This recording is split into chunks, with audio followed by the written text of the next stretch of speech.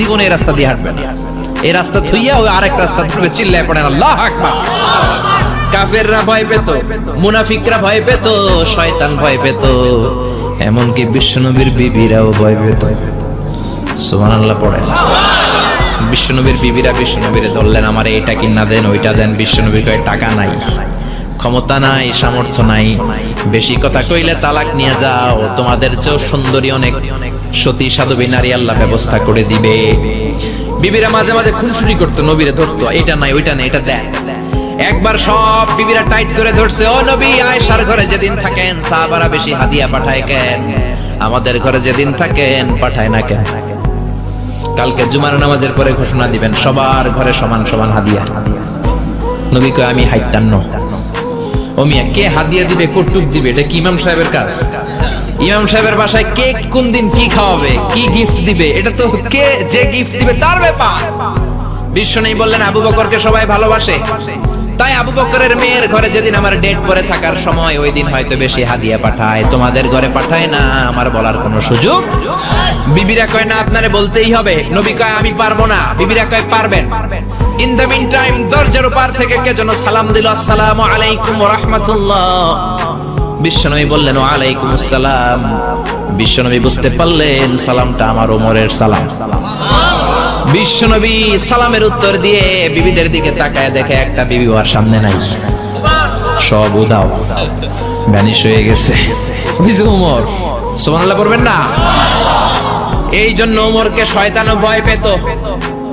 আমাদের বাচ্চাদেরকে, আমার মেয়ে একটা মাত্র মেয়ে, খাইতে চায় না। শুধু আমার মেয়ে না, অধিকাংশ বাচ্চাদের এই অবস্থা। ওর আম্মু দিক দিয়ে খাওয়ায়, আবার দৌড় দেয়, আবার আমি খাওয়াই, আবার কান্নাকাটি করে, বলে গল্প শোনাও, তাইলে খাবো। এখন গল্প শোনাইলেও খায় না।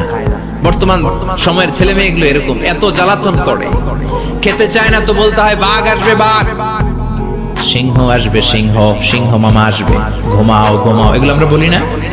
বড় দোষী তো আপনারা কি বলেন? বাচ্চা যদি না ঘুমায়, না খাইতে চায়, এগুলাই তো বলে। বাঘ আসবে, বিড়াল আসবে। মদিনাতে ওমরে ফারুক যখন খলিফা, মদিনার কোন বাচ্চারা যদি না খেতে চাইতো, না ঘুমাইতে চাইতো, মদিনার মায়েরা বলতো তাড়াতাড়ি ঘুমাও, ওই যে ওমর আসতেছে, ওমর। আল্লাহু আকবার। কি শাসক ছিলেন সাইয়েদনা ওমর! সবাই সমান, উনার বিধান, উনার রীতি সবার জন্য সমান। মদ খাওয়ার অপরাধে নিজের কলিজার টুকরা ছেলে আবু শাহমাকে 80টা বেত মেরেছে। হাদিসটা দাঈফ, তবে শিক্ষা আছে আমাদের জন্য। 80টা বেত মেরেছে। এক রাতে পাওয়া যায় বেত মেরে ছেলেটাকে আহত করে ফেলেছে, আর এক রাতে পাওয়া যায় পিটাতে পিটাতে ছেলেটাকে দুনিয়া থেকে শেষ করে ফেলেছে। ছেলের মুখে গন্ধ পেয়েছে। আর শরীফতা খামরান, কিরে মদ খাইছস? কয় না বাবা, শরীফ তো নাবিজ, আমি নাবিজ খেয়েছি। নাবিজ খাওয়া যায়। নাবিজ হচ্ছে রাত্রে বেলা আরবরা দুধের মধ্যে শক্ত খুরমা ছেড়ে দেয়। 1 কেজি দুধের মধ্যে 10টা শক্ত খুরমা ছেড়ে দিলে সকালবেলা দুধের কালারটা সাদা থাকে না, শক্ত খুরমার রস টেনে ওটা লাল হয়ে যায়, খেতে বড় মজা। এটাকে বলে নাবিজ। কিন্তু সকালেই খেতে হবে।